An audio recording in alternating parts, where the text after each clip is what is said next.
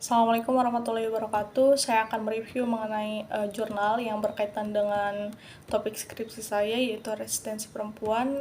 Terlebih dahulu saya akan menjelaskan pengertian dari resistensi.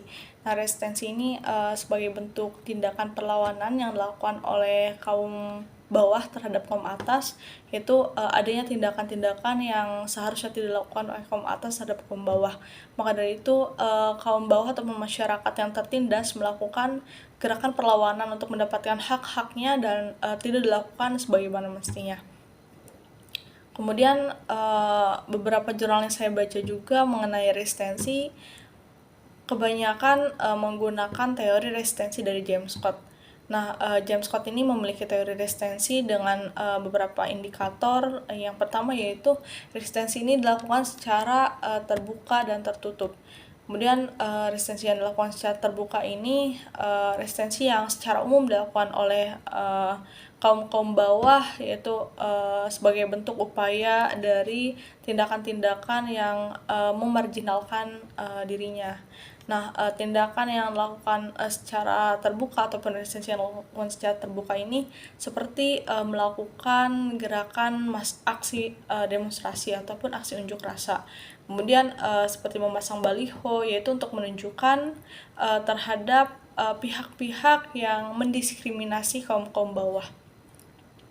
Kemudian resistensi secara tertutup yaitu dilakukan dengan cara tidak terang-terangan. Artinya dalam resistensi ini resistensi yang dilakukan hanya seperti membentuk komunitas ataupun membentuk forum-forum masyarakat, yaitu agar adanya kemudahan untuk melakukan audiens dengan pihak-pihak tertentu untuk menyelesaikan tindakan-tindakan yang sangat merugikan masyarakat ataupun kaum bawah. Kemudian contoh dari gerakan resistensi yaitu dalam jurnal yang ditulis oleh Yuyun Oktaviani, yaitu dengan judul Resistensi terhadap kaum perempuan. Nah, ini dilihat dari Nopel de Sinden.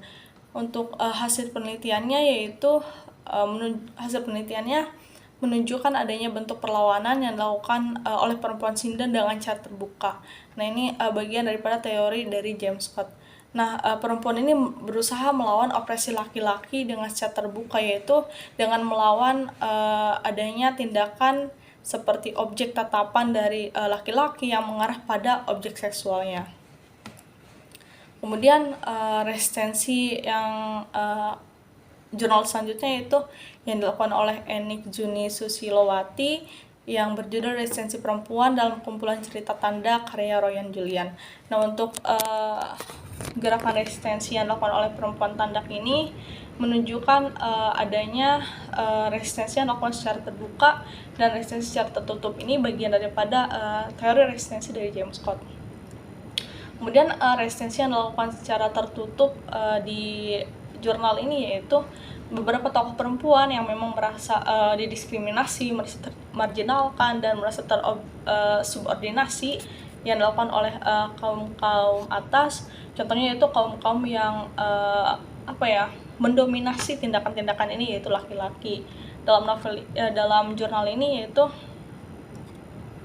perempuan melakukan resistensi secara tertutup, yaitu hanya menahan dirinya untuk tidak dilakukan seperti hal demikian gitu, dan menghindari laki-laki yang melakukan tatapan-tatapan yang bersifat objek seksual dan lain sebagainya. Kemudian untuk resistensi yang dilakukan secara terbuka yaitu resistensi yang dilakukan seperti pada umum, yaitu adanya pemberontakan, sanggahan ataupun perlawanan-perlawanan yang dilakukan secara fisik. Kemudian resistensi perempuan terhadap kuasa di balik kasus perampasan ruang hidup ini berkaitan dengan studi ekofeminisme. Ini jurnal yang dituliskan oleh Nurul Arni dan Askar Nur. Untuk penelitian ini ataupun jurnal ini sangat mirip dengan skripsi saya, yaitu tentang resistensi perempuan dalam ruang lingkup ataupun studinya ekofeminisme. Nah, dalam jurnal ini yaitu menjelaskan mengenai gerakan-gerakan perempuan akibat adanya perampasan ruang hidup. Nah, dalam kasus ini yaitu adanya pendirian mall ataupun apartemen di daerah tersebut yang menyebabkan adanya diskriminasi terhadap perempuan, karena pekerjaan perempuan dalam jurnal ini yaitu diterangkan bahwa perempuan ini dan pekerjaannya dirampas. Maka dari itu adanya gerakan resistensi dari perempuan. Yang pertama itu sebagai bentuk perlawanan untuk menyelamatkan keadaan ekosistem yang ada di lingkungan tersebut.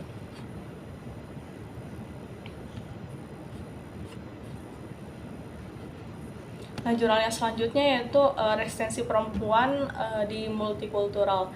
Nah, untuk dalam jurnal ini dapat disimpulkan bahwa resistensi yang dilakukan oleh perempuan dalam kancah multikultural ini itu sama halnya berangkat dari permasalahan-permasalahan yang sama seperti perempuan di Indonesia, yaitu adanya bentuk diskriminasi, subordinasi, ataupun tindakan-tindakan yang memarginalkan dirinya sebagai perempuan. Dan ini dilakukan oleh kaum yang mendominasi terhadap perempuan, yaitu kaum laki-laki. Kaum laki-laki ini jelas sangat menganut paham-paham patriarki, sehingga di sini perempuan merasa termarginalkan, merasa terbelakangkan oleh budaya-budaya patriarki tersebut.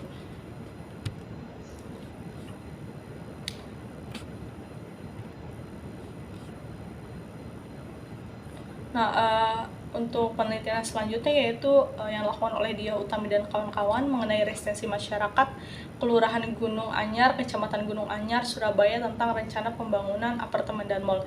Ini seperti contoh kasusnya itu sama seperti jurnal yang sebelumnya saya jelaskan, yaitu sebagai perampasan uang hidup untuk membangun apartemen dan mal. Nah, pembangunan ini bagian daripada infrastruktur yang memang sangat menghilangkan pusat mata pencaharian masyarakat. Maka dari itu di sini melakukan resistensi sebagai upaya untuk melawan dan mengupayakan adanya ganti rugi terhadap masyarakat.